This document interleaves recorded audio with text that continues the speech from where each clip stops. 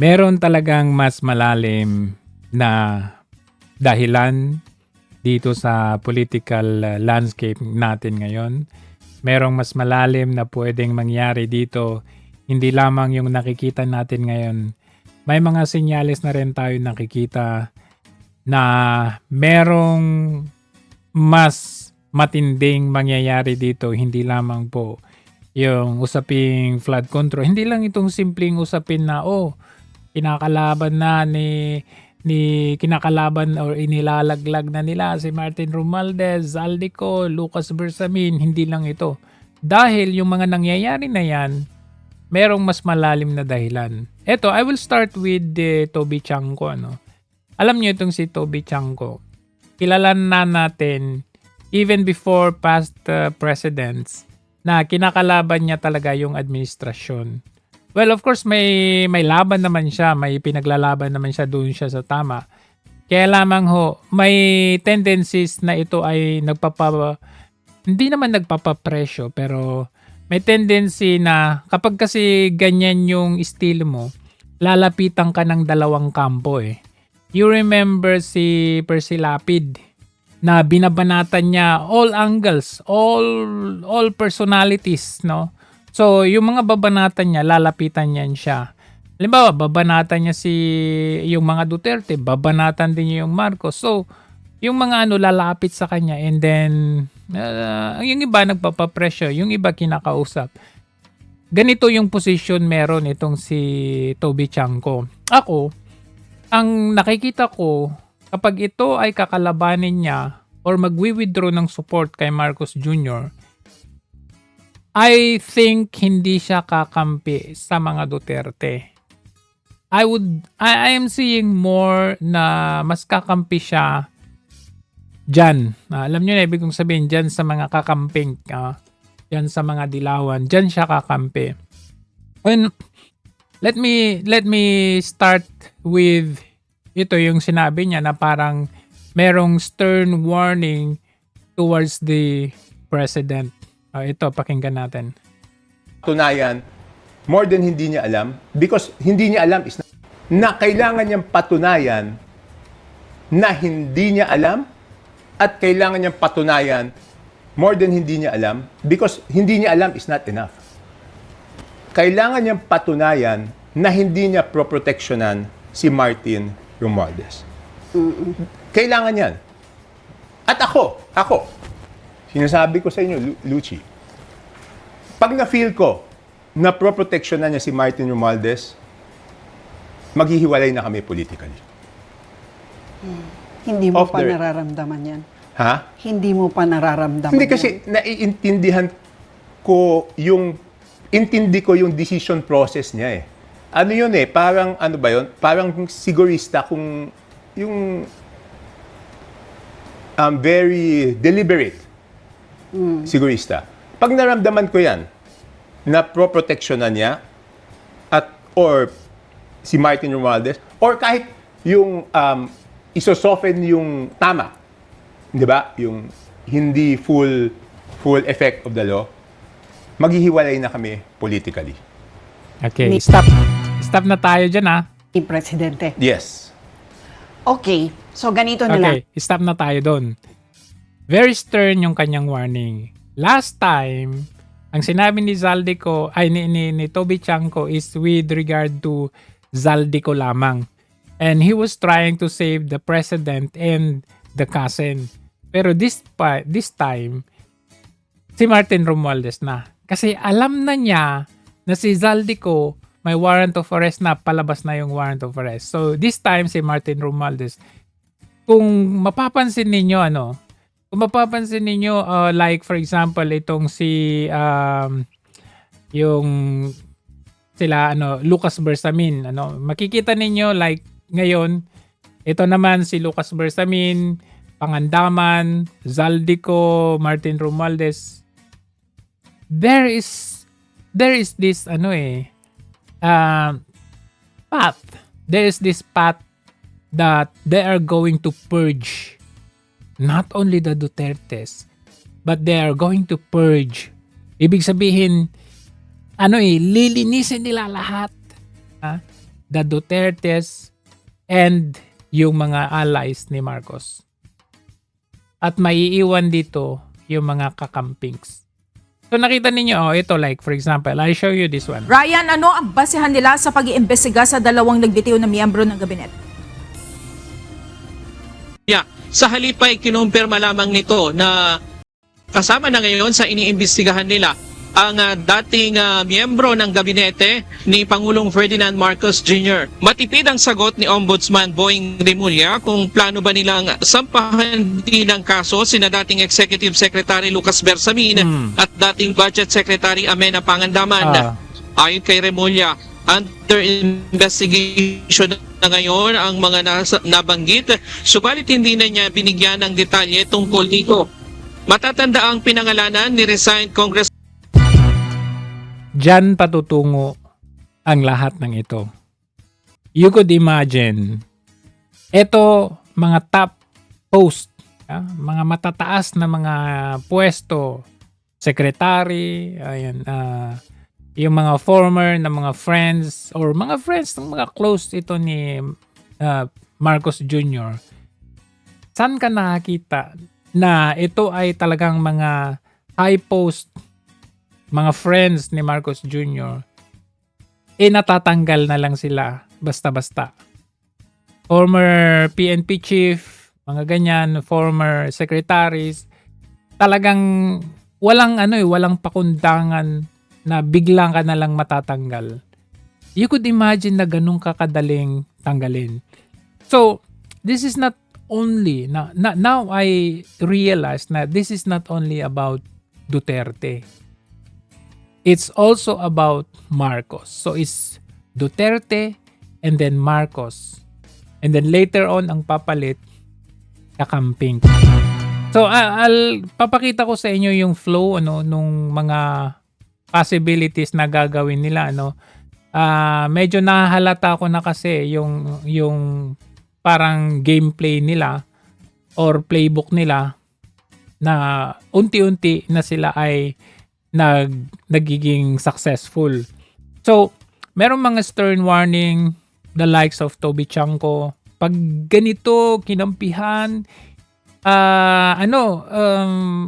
maghihiwalay na kami. And the next thing you know, eto na nga. Tignan natin. Una, Zaldico. Ito po ay isa pang report na aking ginagawa upang malaman ng taong bayan kung ano na ang nangyayari tungkol sa mga flood control na kaso na naging iskandalo. At kung paano kung ano ang mga ating nagawa upang mapanagot ang mga may kagagawan nito. Kaya nais kong i-report na ang Grabe, namuti na yung mga buhok, no? Tinry niyang kulayan pero wala pa rin. Ombudsman nagpormal nang naghain ng kaso laban kina Zaldico at iba pang 17 individual batay sa mga ebidensyang iniakyat ng ICI at saka ng DPWH. Hindi po ito haka-haka, hindi po ito kwento. Ito po ay tunay na ebidensya. At ito po, para hindi ko na babasahin, pero makikita naman ninyo sa phone ninyo, ito yung listahan ng may arrest warrant na. At ang susunod na hakbang, ay wala nang paligoy-ligoy pa, ang ating mga otoridad ay siyempre papatupad na nila itong mga arrest warrant na ito. Aarestuhin na sila, ihaharap sa korte at pananagutin sa batas. Walang special na pagtrato, walang sinasanto. Ako ang nagsimula nitong lahat. Ako ang magtatapos. Kaya't asahan po ninyo na wala pong tigil itong aming ginagawa. At kahit na parang napakatagal ang dumaan na panahon, Tagal talaga. ako'y nagpapasalamat sa pasensya ng ating mga kababayan. Ngunit nagbunga na ng resulta ang mga pasensya ninyo. Maraming salamat.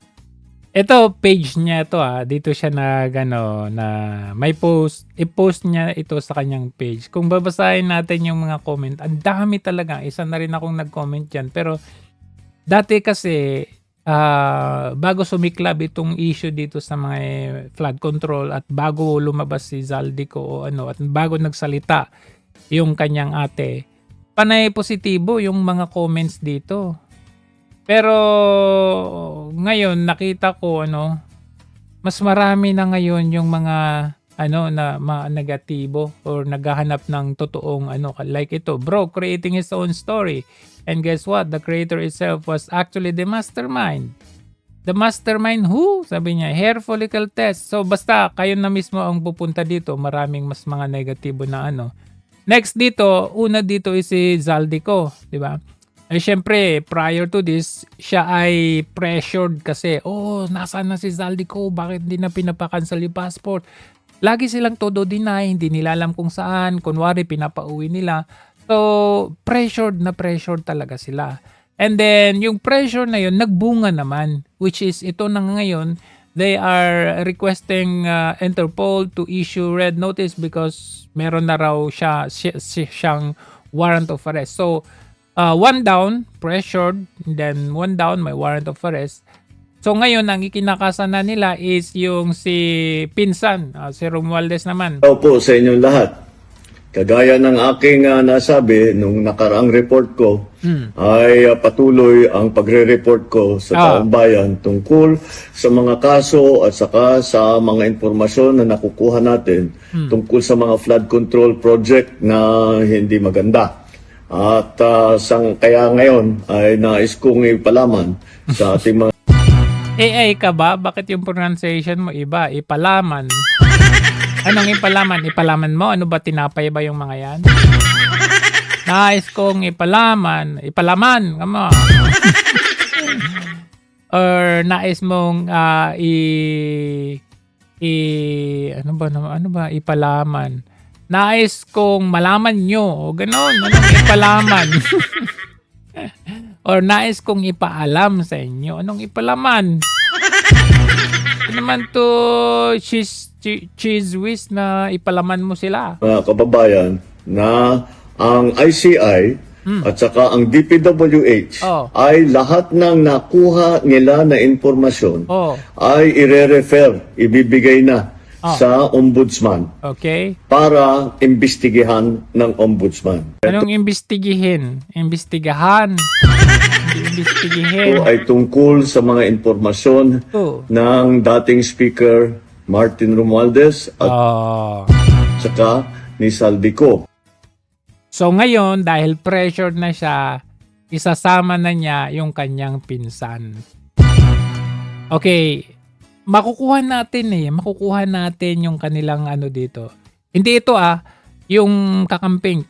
Makukuha natin later on yung laro nila dito. Sige, tuloy natin. Ngayon, kasama na si Martin Romualdez. Pag nakita lahat ng ebidensya, baka mag-file ng kaso ng plunder o anti-graft o indirect bribery. Malakas naman ang loob natin na yung ombudsman ang ginagawa lamang ay sumusunod sa ebidensya. At kung saan tayo dinadala ng ebidensya, doon pupunta ang ating investigasyon. Maraming salamat. Doon talaga pupunta to. After Zaldico, Martin Romualdez.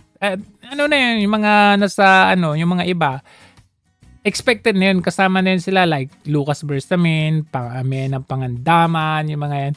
Kasama na yung mga Bonoan, kasama na yung mga yan. Pero, syempre, we're talking about the bigger names, no? So, Zaldico, one down.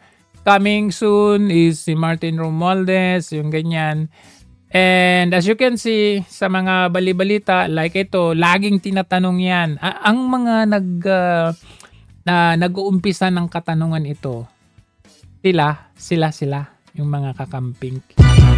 Sila, basta alam nyo na yung sila. Tingnan nyo. Opinion or from your point of view, when will you be ready to file a case against Martin? We're actually Pressured. we've been studying the Martin Romualdez case for the past 40 days since we came into office. Let me tell you, Shortcut. So when? specific violation of law. and a specific culpability. But there are other angles that we're looking at that I cannot reveal right now. I've discussed even this morning with my people. I've discussed with certain politicians from the House who are not with him. And I just gave them an idea of what can be. But we are not letting up, ma'am. Follow up. So, so when? I mean, you say it's the hard Pressured. evidence, etc. So when? You think it will be filed within the year? I mean, not this year, but at least in the next 6 months or 9 months? Oh, yes, ma'am. You think so? Yes, ma'am. I'll hold you to that. Yes, ma'am. Pressured na sila. Oh, syempre, makikita nyo naman, syempre, pati sa balita na. Ganun na rin yun. Ganun na rin yung DPWH at takbo ng Independent balita Commission for ngayon. Infrastructure o ICI sina dating House Speaker Martin Romualdez at ang nagbitiw na kongresistang si Makukuha ninyo yung istorya na ito late as we go on. Basta manood mo naman na tayo. Zaldico. Posibleng hindi nga o posible silang managot sa mga kasong plunder, graft at direct bribery kaugnay ng maanumalyang flood control projects. Ang buong detalye sa report ni Kahong-kahong mga dokumento ang bit-bit ng mga tauhan ng DPWH at Independent Commission for Infrastructure sa Office of the Ombudsman kanina. Yan ay para irekomendang kasuhan ng plunder, graft at direct bribery sina dating Ako Bicol Party List Representative Zaldico at dating House Speaker Martin Romualdez, kaugnay na umano'y pagkakasangkot nila sa maanumalyang flood control projects. Kabilang sa mga naging basehan nila sa referral ang mga isiniwalat ng umano'y dating security consultant ni Zaldico na si Orly Guteza. Setyembre nang ibunyag ni Guteza sa pagdinig ng Senate Blue Ribbon Committee ang personal na paghatid ni umano ng male-maletang kickback money sa bahay ni Romualdez. Mula raw yan sa flood control projects. These are sworn testimonies under oath sa Blue Ribbon Committee, and they are linked with our investigation and also the ICI's investigation. Kinumpirma din yan ni Zaldico sa kanyang video statement kamakailan. Pero dahil hindi raw ito sinumpaan ng dating mambabatas, hindi isinama ng DPWH at ICI ang mga pahayag ni Ko sa joint referral. Hirit nila sa dating congressman. Umuwi na siya. Nakadalawang imbitasyon Umuwi na siya. Umuwi na siya. Isinumite rin ng DPWH at ICI sa Ombudsman ang nasa 100 bilyong pisong halaga na kontrata mula 2016 hanggang 2020. So, kinukonsider na rin nila yung sinabi ni Gutesa at ni Zaldico. Kahit na sinasabi niya, umuwi na siya, hindi pa valid yan kasi hindi na pa naman siya under oath or hindi siya nag-sworn. Sabi niya. Pero, pe-pressured kasi sila yan. Ipi-pressure kasi nila. Yan. Alam nyo na, yung sila, ipipressure nila yan. Kaya kahit anong gawin nila, they are bound to do whatever yung mga nabanggit. Kailangan na yun yung gusto nila eh. Pag hindi nila magawa, alam na nila kung saan ang patutunguhan nila niyan. Meron na silang mga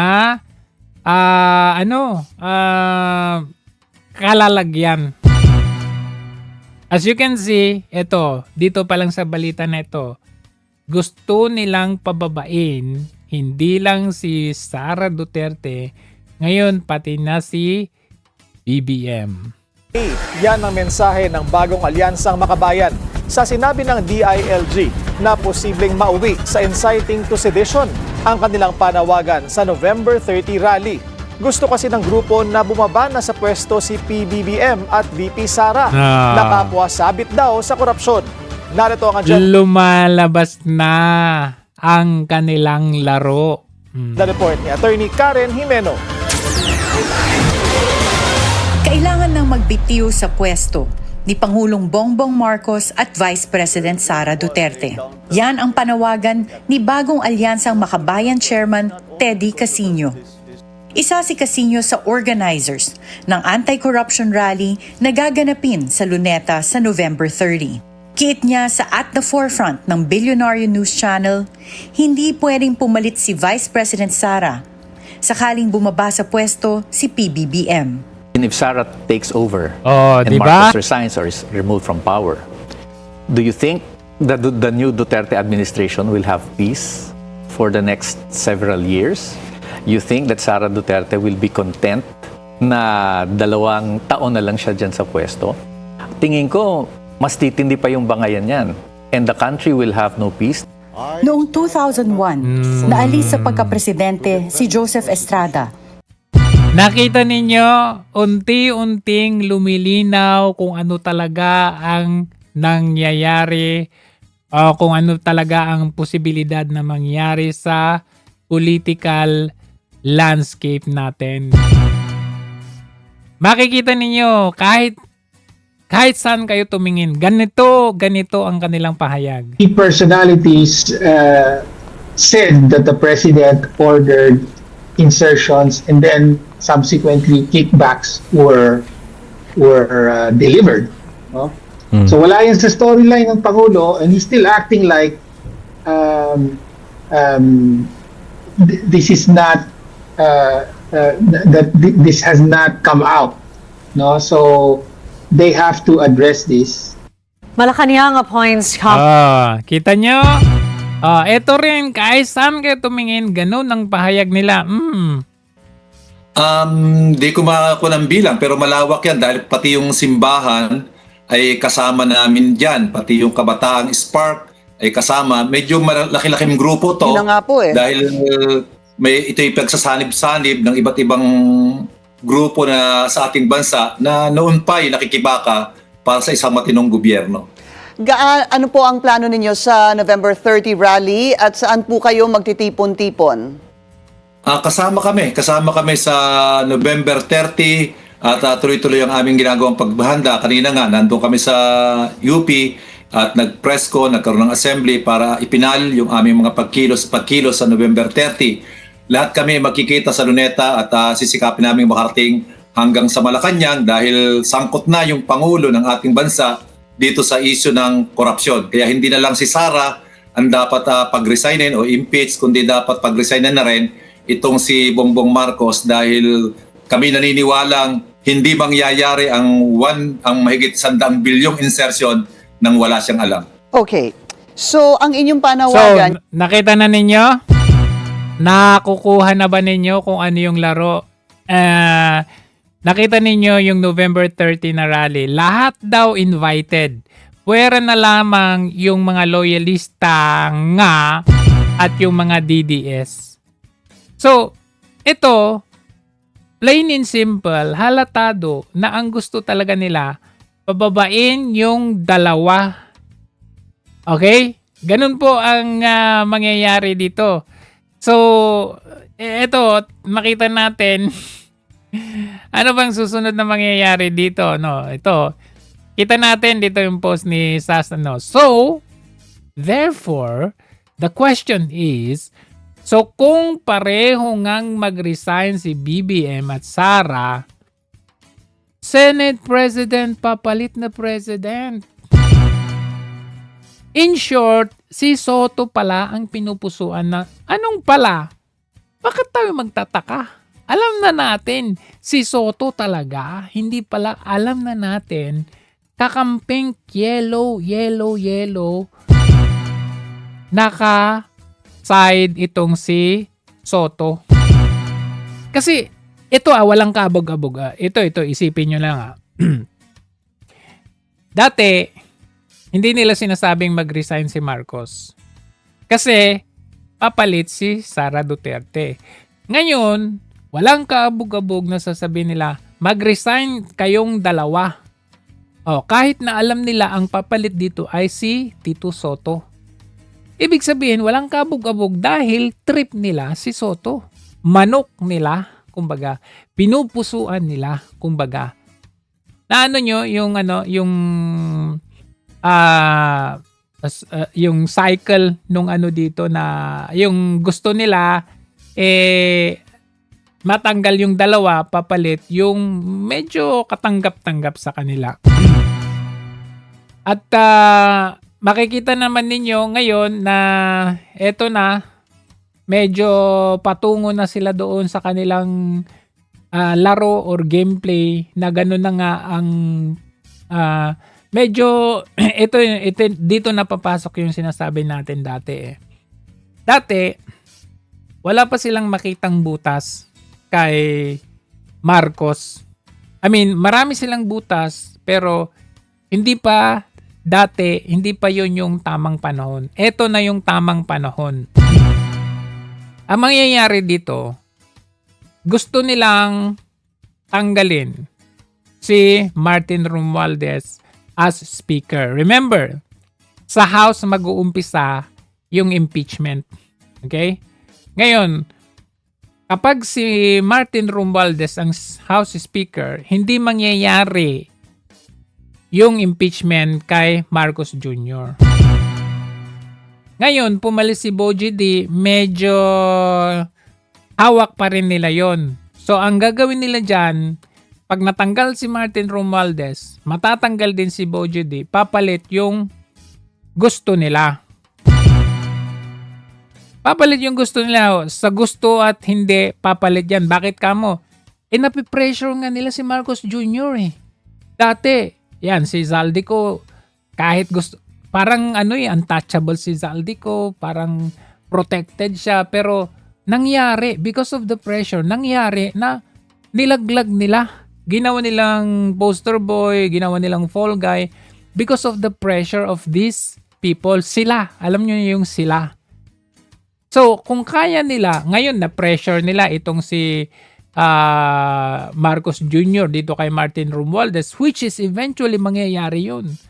Matatanggal, I mean, as congressman matatanggal na pressure nga nila na mag-resign si Martin Romualdez eh, di ba? Kailangan mag-resign si Martin Romualdez. Baka yan sinabi ni Marcos Jr., mag-resign ka na lang para mas maganda. Remember nung January, sinabihan nila na mag-resign si Zaldico, nag-resign na nga siya at umalis ng bansa. Hinawakan, pinotektahan si Zaldico hanggang sa hindi na nila kaya because of the pressure. My point there is, kahit imposible na matanggal si Zaldico, matanggal si Martin Romualdez, mangyayari yun because of the pressure. At si Marcos Jr., takot yun sa kanila, yung sila. Bakit? Yung sila, backup yan ng West. Backup yan. CIA or US, backup nila yan. Hindi pwedeng ganun sila kalakas. Takot na takot si Marcos Jr. yan. Kasi hostage yan eh. Yung palang sa tawag nito, yung palang sa EDCA, hostage yan. So, mabalik tayo doon. Darating tayo sa punto na ang magiging House Speaker ay papabor doon sa kanila, yung sila. By that time, mangyayari at magre-resume yung impeachment kay VP Sara. February na yon. February na yon. Pag nangyari na yon na ma-impeach si Sara Duterte, kasi hindi naman magre-resign si Sara, di ba? At the same time na hindi rin naman magre-resign si Marcos Jr., hindi rin magre-resign yun. So, by that time, by February, ang magiging ally na ni Marcos Jr. ay yung sila. Na-purge na yung ally mismo ni Marcos Jr. Yung talagang kakampi niya, biruin mo, pinsan niya, kakampi niya, matatanggal, di ba? Purging of Marcos allies. Ang magiging ally na lang, yung sila. Ang matitira na lang dyan si Marcos Jr., ang nakapalibot sa kanya, mga dilaw. Okay? Mga kakamping, mga oligarch, basta yung sila lang. By the time na magkagsasucceed sila doon sa impeachment kay VP Sara, okay?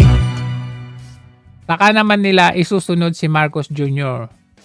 Ganun na lang kadali kasi mag-isa na lang ni Marcos Jr.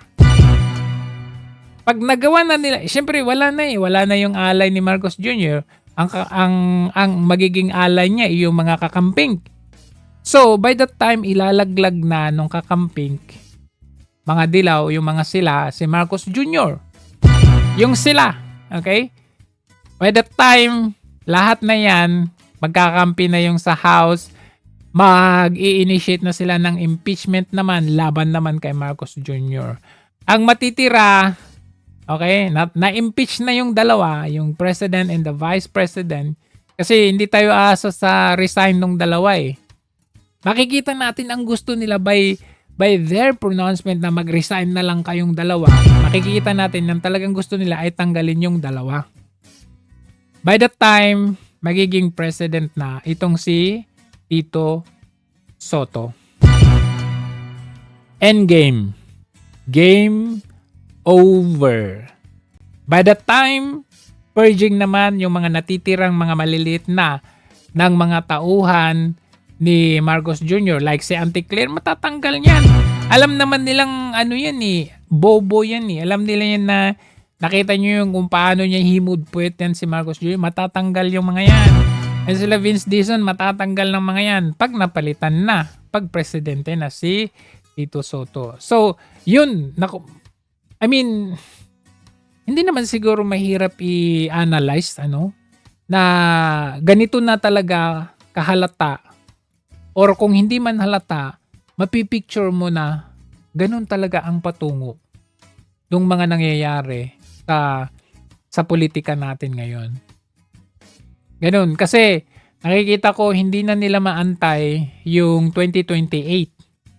Or they are preparing for 2028. By that time, hawak na nila yung makina or hawak nila yung position, kumbaga. Para at least kahit papaano kung may posibilidad na pwedeng hawakan nila yung COMELEC, syempre hawak na nila yung position. Naka-position na si Soto, then hawak na nila yung COMELEC. They can do anything and everything under the sun using the COMELEC. Panalunin nila yung gusto nilang panalunin. Total, na obliterate na lahat ng mga kalaban. Ang mga Marcos at saka Marcos allies, Duterte at Duterte allies, sila na yung nasa posisyon. So with that, good luck, Philippines.